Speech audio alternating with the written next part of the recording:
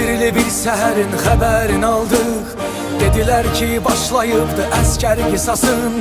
Murov dağın zirvəsində bayraq ucaldı. 44 günə vətənin yarası sağaldı. O gün bütün Azərbaycan ayaq üstə. Yetişdi o müqəddəsan qeyrəti göstər. Əskərimi güllələyənlər namaz üstə. Qardaşları hər birinin qisasını aldı. Tarixə yazıldı bugün qələbən sənin. Unutmarıq heç bir zaman heç bir əskəri. Millətin vətən yarası sağalıb artıq.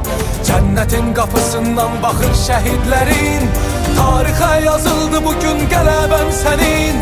Unutmarıq heç bir zaman heç bir əskəri. Millətin vətən yarası sağalıb artıq. Cənnətin qapısından baxır şəhidlərin. Tarixə yazıldı bugün qələbən sənin.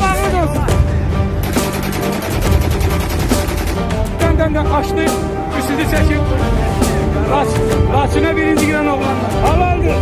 Halaldı lan aslanım.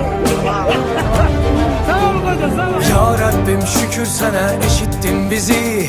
Şuşa məscidində gəlir əzanın səsi. Bu haqq yoludur, haqq savaşı, haqqdır zirvəsi. Azad oldun canım, vətən sındır qəfəsi. Allah bizə qismət etdi zəfər xəbərin. Hər evdə intizar dolu qəlbin harayı.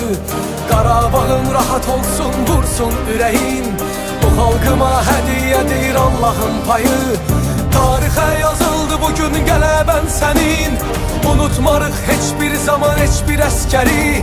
Millətin vətən yarası sağalıb artıq.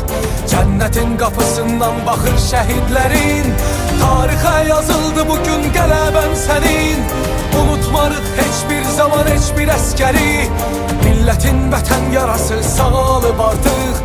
Cənnətin qapısından baxır şəhidlərin.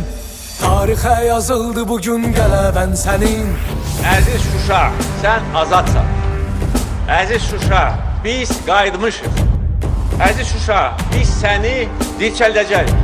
Qarabağ bizimdir, Qarabağ Azərbaycandır. Tarixə yazıldı bugün qələbən sənin. Unutmarıq heç bir zaman heç bir əskəri. Millətin vətən yarası sağalıb artıq. Cənnətin qapısından baxır şəhidlərin. Tarixə yazıldı bugün qələbən sənin. Unutmarıq heç bir zaman heç bir əskəri. Millətin vətən yarası sağalıb artıq. Cənnətin qapısından baxır şəhidlərin. Tarixə yazıldı bugün qələbən sənin.